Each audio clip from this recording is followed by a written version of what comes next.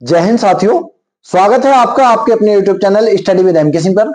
साथियों, आज हम बात करेंगे उत्तर प्रदेश पुलिस कांस्टेबल 60,244 के लिए डॉक्यूमेंट वेरिफिकेशन का पहले दिन का क्या अपडेट रहा। आज पहले दिन में क्या क्या हुआ।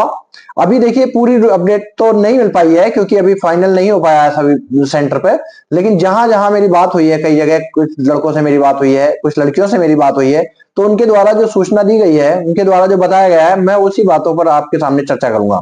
देखिए, क्या क्या बातें मैंने नोट की हैं।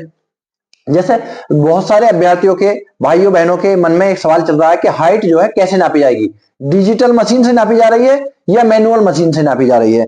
दूसरा है आधार कार्ड अपडेट को लेकर बहुत सारा कंफ्यूजन चल रहा है कि आधार कार्ड अगर यदि अपडेट नहीं है तो क्या हो सकता है।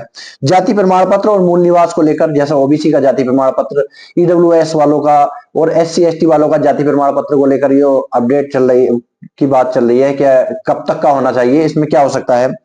10th 12th की मार्कशीट, भाई डॉक्यूमेंट वेरिफिकेशन हो रहा है तो 10th 12th की मार्कशीट के चेक करेंगे वो। दूसरा है चेस्ट में कितने फेल हो रहे हैं, हाइट में कितने फेल हो रहे हैं। और सबसे मेन सवाल ये था कि यदि आपको हाइट या चेस्ट में फेल कर दिया जाता है और उसके बाद आपत्ति दर्ज करते हैं, तो आपत्ति दर्ज करने के बाद क्या हो रहा है। तो मेरे एक ऐसे भाई से भी बात हुई थी जिसने आपत्ति दर्ज की थी। इस बात को लेकर भी मैं चर्चा करूंगा, उसका क्या हुआ। तो वीडियो के लास्ट तक बने रहिएगा। शुरू करते हैं सबसे पहले सवाल के जवाब से लेकर। देखिए, हाइट की कौन सी मशीन से नापी जा रही है।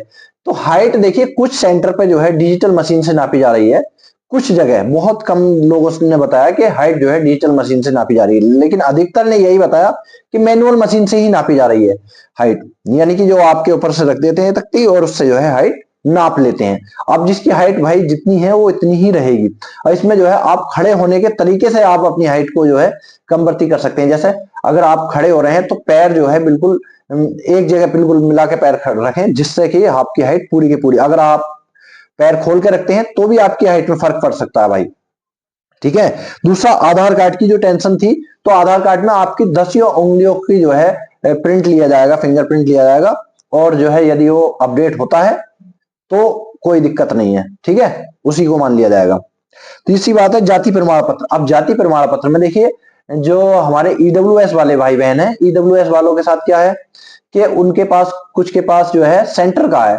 तो यदि आपके पास सेंटर का ईडब्ल्यूएस का सर्टिफिकेट है और उसमें यह लिखा हुआ है कि केवल केंद्र सरकार की भर्तियों के लिए ही मान्य है, तो भाई दिक्कत है, केंद्र सरकार के लिए ही मान्य होगा। और यदि उस पर भारत सरकार लिखा हुआ है और ये नहीं लिखा है कि केवल केंद्र सरकार के लिए मान्य, तो आपको कोई टेंशन लेने की जरूरत नहीं है, आपका मान्य होगा। केवल ज्यादा पुराना नहीं होना चाहिए। दूसरा, ओबीसी वालों का, ओबीसी वालों का भैया अप्रैल 2023 से बाद वाला ही मान्य होगा। ओबीसी वालों का जो क्रीमी लेयर वाला जो प्रॉब्लम होती है ना, इसलिए अप्रैल 2023 से बाद का ही मान्य होगा। यदि अप्रैल 2023 से बाद का नहीं है, आपके पास पहला है, तो उस पर जो है अभी बाद में वो विचार करेंगे। विचार अभी नहीं किया गया, उन्हें जनरल में रखना है या क्या करना है उसका, उस पर जो विचार किया जाएगा। और रही बात एससी एसटी की, एससी एसटी की कोई डेट की बाउंडेशन नहीं है, कब से कब तक का होना चाहिए। यदि आपके पास ज्यादा पुराना नहीं होना चाहिए, 2 साल पुराना 3 साल पुराना भी है तो चल जाएगा, ज्यादा पुराना नहीं होना चाहिए, ठीक है। एससी एसटी में कोई दिक्कत वाली बात नहीं है कास्ट सर्टिफिकेट को लेकर। मूल निवास भाई अपना वो एड्रेस होना चाहिए। मूल निवास के एड्रेस में अगर अलग अलग है किसी भाई के में, या और कोई नाम में मिस्टेक है, तो उसके लिए भाई आप जो है एफिडेविट बनवा कर ले जा सकते हैं। हाई स्कूल और इंटर की मार्कशीट में यदि कोई आपके नाम में स्पेलिंग में, पेरेंट्स नाम की स्पेलिंग में कुछ प्रॉब्लम है, तो उसके लिए आप एफिडेविट बनवा कर ले जा सकते हैं, ठीक है। और भाई यही सब चीजें चेक करते हैं उसमें कि आपके नाम की स्पेलिंग हाई स्कूल की मार्कशीट में भी सेम है, इंटर की मार्कशीट में भी सेम है, आपके पेरेंट्स के नाम की, पिता के नाम की, माता के नाम की स्पेलिंग, डेट ऑफ बर्थ उसमें भी है, उसमें भी है, हाई स्कूल की में भी, इंटर की में भी, और आपके आधार कार्ड में भी वही है, और जो आपने फॉर्म भरते समय दी है वही होनी चाहिए, ठीक है। अब बात आती है भाई चेस्ट में कितने लोग फेल हो रहे हैं। तो चेस्ट में भाई बहुत कम लोग ही फेल हो रहे हैं। ऐसा नहीं है कि जबरदस्ती किसी को चेस्ट में फेल किया जाएगा भाई, अगर ज्यादा ही चेस्ट कम है किसी का तो उसी को चेस्ट में फेल किया जाता है। अभी तक मेरे जितने भी भाइयों से बात हुई है, किसी ने ये नहीं बताया कि चेस्ट में हमारे यहाँ किसी को फेल किया गया। हाँ, हाइट की बात बताइए, हाइट में लोगों को फेल किया जा रहा है भाई। हाइट में यदि आधा सेंटीमीटर भी कम है तो उनको फेल किया जा रहा है, 167.5 वालों को भी फेल किया जा रहा है भाई। अब बात आती है हमारी मेन बात कि यदि आपत्ति दर्ज करता है कोई भाई या बहन, जिसकी हाइट कम रही है, या वेट में या चेस्ट में, वेट की बात, हाँ वेट में भी भाई किसी को नहीं निकाला गया अभी तक। जो लड़कियां वेट में बताती हैं 40 किलो से कम है, भाई अभी तक किसी को, कितनी लड़कियों से मेरी बात हुई है, उन्होंने नहीं बताया कि वेट में किसी को निकाला गया उनके सेंटर पे। अब बात आती है आपत्ति दर्ज करने वाली। तो एक भाई से मेरी बात हुई थी जिसने हाइट में आपत्ति दर्ज की थी, और उसकी हाइट जो है वाकई कम थी, 167 सेंटीमीटर उसकी हाइट थी, लेकिन उसके पास ऐसा कोई प्रूफ नहीं था जिससे वो ये साबित कर सके कि उसकी हाइट जो है 168 सेंटीमीटर है पूरी। तो इसलिए उसको दोबारा से उसकी हाइट नापी, उसमें भी उसको फेल ही कर दिया गया, 167 सेंटीमीटर ही उतारी। पहले भी 167 सेंटीमीटर थी, और आपत्ति दर्ज करने के बाद जब उसका मेजरमेंट हुआ तब भी उसकी हाइट 167 सेंटीमीटर ही आई। लेकिन उसके पास कोई ऐसा प्रूफ नहीं था। जैसे बहुत सारे भाई ऐसे होते हैं कि पहले किसी भर्ती में आपकी हाइट 168 सेंटीमीटर थी और इस बार 168 सेंटीमीटर से कम उतार रहे हैं, तो आप दावा ठोक सकते हैं भाई, तो आप लड़ सकते हैं, वहां पर बात रख सकते हैं अपनी कि ऐसा वहां क्यों था, ऐसा यहां क्यों है। लेकिन अगर आपके पास कोई प्रूफ नहीं है तो भाई नहीं चलेगा।